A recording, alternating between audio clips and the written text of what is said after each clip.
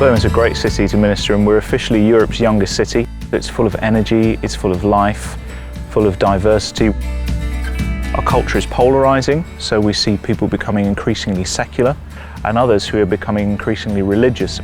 The challenge for us is that religious expression in a city like Birmingham is typically in Islam. We want City Church to feel a welcoming place for people of all faiths and none. We have about 30 different nations worshipping at our church. We're not like monolithic in terms of just one homogeneous kind of background. Having kind of a mix of people, we can learn from each other in those differences.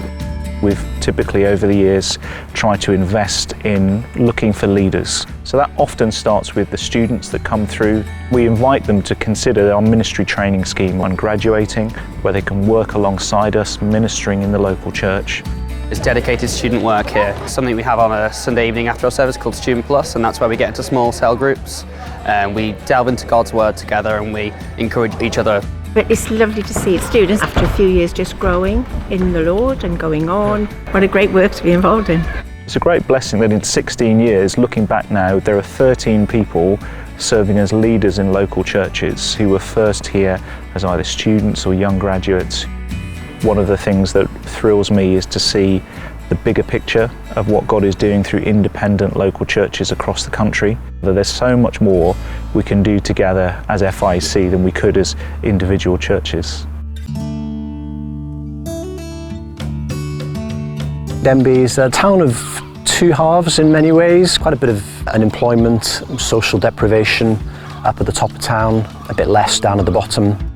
4 or 5 years ago, a church about half an hour away in Mould called Ebenezer Baptist Church had a vision for trying to reach the Vale of Clwyd, had identified Denbigh as being a key place. Through discussions with the FIEC and realising that there was a way of using their resources, their experience, and then crucially those funds that were necessary to launch in the early days, enabling us to have confidence to plan for 2 or 3 years, not just from month to month.